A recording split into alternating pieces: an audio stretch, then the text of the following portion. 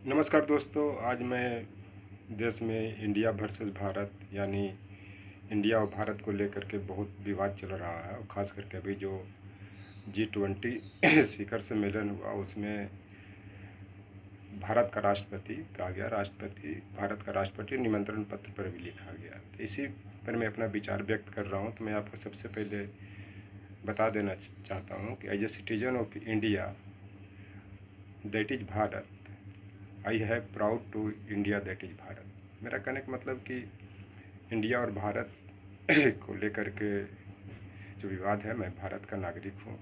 मुझे भारत पर गर्व है, क्योंकि भारत के बारे में कहा भी जाता है कि जहाँ डाल डाल पे सोने के चिड़िया का रागा बसेरा, वह भारत देश है मेरा। भारत को चिड़ियों का देश भी कहा जाता है, भारत को विविधताओं का देश भी कहा जाता है। चिड़ियों का देश कहने का मतलब ये नहीं है कि भारत चिड़िया सोने की चिड़िया है। इसका मतलब ये होता है कि भारत में जो खनिज संपदा है भरपूर मात्रा में, हर तरह की खनिज संपदा है, उसको खोजने की ज़रूरत है। विविधताओं का देश का मतलब ये होता है कि यहाँ कहीं जंगल है, पहाड़ है, पठार है, फिर कृषि लायक भूमि है, नदी है। इस कारण विविधताओं का देश कहते हैं। एक चीज़ और है कि यहाँ विभिन्न संप्रदाय के लोग रहते हैं, जैसे हिंदू, मुस्लिम, सिख, ईसाई, बौद्ध, जैन।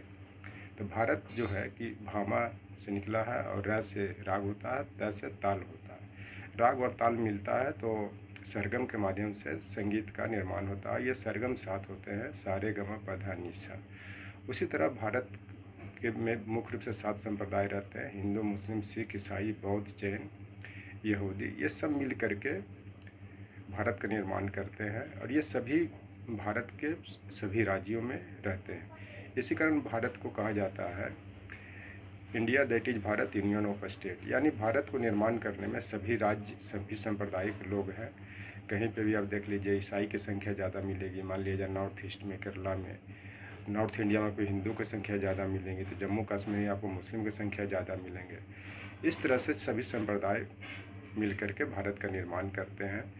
लेकिन आज जो है भारत, आज वर्तमान समय भारत नहीं महाभारत हो रहा है। चाहे मणिपुर हो, चाहे नॉर्थ इंडिया मॉब लिंचिंग का हो, चाहे आपको नूह में दंगा को लेकर के हो, चाहे जहाँ पे भी इस तरह से चीज़ें हो रही हैं, ये कहीं ना कहीं महाभारत का रूप ले रहा। और वर्तमान सरकार चुप्पी साधे हुई है। महाभारत तो सिर्फ एक कृष्ण ने कमज़ोर को रक्षा करने के लिए, पांडवों को रक्षा करने के लिए कौरवों के विरुद्ध चलाया तो सफलता मिली थी।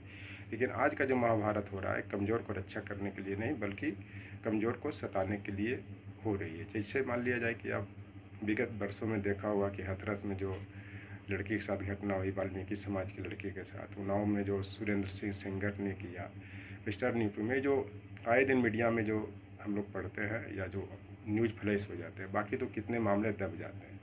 उसके अलावा मॉब लिंचिंग में कितने लोग की पीट पीट की हत्या हुई। महाभारत में तो घोषणा की जाती थी कि आज युद्ध होगा, कल होगा, सूर्यास्त तक होगा, कितने बजे तक होगा। लेकिन आज ऐसा नहीं है। आज का महाभारत छिप छिप की लड़ाई में तब्दील हो गई है। खास करके इस महाभारत में ईडी, सीबीआई सभी शामिल है और किस तरह से हो रहा है, किसी से छिपी हुई बात नहीं है।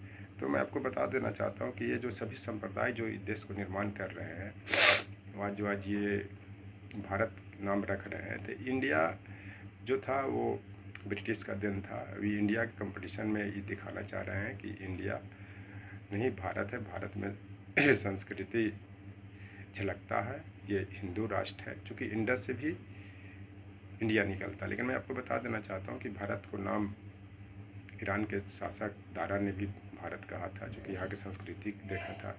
इसके पहले इंडस भी लोगों ने, बाहरी आक्रमणकारियों ने इंडस भी कहा। इंडस का मतलब सिंधु होता है, जो सिंधु नदी हिमालय से निकलती है, उसके नाम पर भी दिया गया है। तो इस चलते से भारत का जो विवाद जो जानबूझ के खड़ा किया गया है, चूँकि 2015 में भी ये भारत को लेकर के सुप्रीम कोर्ट में जनहित याचिका दायर की गई थी कि देश का भारत रखा जाए, तो सुप्रीम कोर्ट ने इसको निगलेक्ट कर दिया था। चूँकि मान लिया जाए कि भारत का राष्ट्रपति, उसके बाद फिर गेटवे ऑफ भारत, फिर भारत गेट, इस तरह से बहुत सी नाम तब्दील करना पड़ेगा। और ख़ास करके ये संविधान के आधारभूत संरचना है। अगर इसको संशोधन भी करना चाहेंगे तो 2/3 बहुमत के साथ साथ आधे राज्यों की सहमति चाहिए, जो मुझे कठिन लगता है। जैसा कि आपने जीएसटी को लेकर के या जो भी इस तरह के जो बिल लाए जाते हैं, इस तरह से इसका प्रावधान है। अनुच्छेद 1A में संशोधन करना पड़ेगा। इस कारण ये सरकार जानबूझ के विवाद खड़ा कर रही है, चूँकि अभी जो इंडिया का गठन हुआ है, Indian national development inclusive alliance को, तो उनको भी जो करने का मतलब मुझे लगता है कि भारत में मुख्य रूप से 5 संप्रदाय हैं, मान लिया हिंदू, मुस्लिम, सिख, ईसाई, बौद्ध, जैन। बाकी 2 संप्रदाय छोटे लेवल पर हैं, कम लेवल पर हैं, तो हो सकता है उनका गठन करने का ये भी तरीका, तो उनको इंडिया नाम देने का तो कुछ बातें समझ में आती हैं, लेकिन ये भारत किस संदर्भ से दे रहे हैं मुझे समझ में नहीं आ रहा है। मान लीजिए इनकी पार्टी के नाम भारतीय जनता पार्टी है, तो भारतीय मतलब इंडियन होता है, जिसका भारत के जो नागरिक है उसको इंडियन कहते हैं। तो इस भारतीय में सभी संप्रदाय के लोग झलकते हैं, सभी संप्रदाय के लिए जो भारत के नागरिक है उसके लिए इस्तेमाल होता है। लेकिन आज के दौर में देखा जाए तो किस तरह से किसको फ़ायदा मिल रहा है, किसको आगे बढ़ाया जा रहा है, किसको तंग किया जा रहा है, किसी से छिपी हुई बात नहीं है। तो ये भारतीयता पर भी एक कलंक उत्पन्न होता है कि इसको कैसे अपना नाम भी भारत दे रहे हैं। तो कहावत भी है कि हारेंगे कहावत भी है इसमें कि जो मन में आए भागता भूत के लंगोटा ही सही। कहने का मतलब कि जब सब हार जाता है, जब कुछ नहीं मिलता, तो चलो भारत पर ही एक प्रतिक्रिया में इसका भारत हम नाम में संशोधन की बात की जाती है। चूँकि राजनीतिकरण करना रहता है तो आदमी कुछ भी करता है, और ख़ास करके प्रेसिडेंट का कोई पावर नहीं है, जो कैबिनेट कहेगा वो इस पर अमल करेंगे। ये किसी छिपी हुई बात नहीं है। तो बस मैं यही आशा करता हूँ, उम्मीद भी करता हूँ कि इस देश में चैन हो, शांति हो, अमन हो। इस पर एक शेर भी कहा गया है, चैन हो अमन का देश है मेरा, इस देश में दंगा रहने दो, लाल हरे में मत बांटो, इसे शान ये तिरंगा रहने दो। मेरा मतलब कहने का मतलब है कि देश को लाल और हरे में मत बांटो। जो हरा जो मान लिया जाए कि मुस्लिम का प्रतीक है, लाल जो है जो ये हिंदू का प्रतीक है, जो आरएसएस का जो झंडा में जो गेरुआ होता है, तो जो खास करके जो मुस्लिम संप्रदाय के हैं, जो मुल्ला लोग हैं, हिंदू संप्रदाय के लोग जो पंडित का लिए या जो भी आरएसएस के जो झंडा को जो फॉलो करते हैं, इसमें इस कलर में बांटने की ज़रूरत नहीं है। इस देश के जो तिरंगा शान है, इस तिरंगा को फहराने में या देश को आज़ादी दिलाने में चाहे जिस संप्रदाय के लोग वो सब ने कुर्बानी दिया, तब यह देश आज़ाद हुआ और देश को मजबूती मिली। चलते इंडिया और भारत को विवाद जानबूझ के बनाया जा रहा है कि वो उसने अगर इंडिया के नाम पर अपना अलायंस गठन कर लिया तो मैं भारत का नाम से मतलब प्रसिद्धि मिले, इसका प्रचार प्रसार हो। लेकिन अगर आप भारत नाम दे रहे हैं तो उसका कुछ तो बताइए कि इसका क्या मतलब है, तब न दोस्त के लोगों को समझ में आएगा। दूसरी चीज़ है कि देश पर जो मर मिटने के लिए लोग जो कबूल कर लेते हैं कि हर लोग चाहता है कि मेरा देश सुरक्षित रहे, मैं देश के लिए हर चीज़ कुर्बान करने के लिए तैयार हूँ, तो उस पर भी एक शेर कहा गया है कि देश के लिए मर मिटना कबूल है, हमें अखंड भारत के सपनों का जुनून है।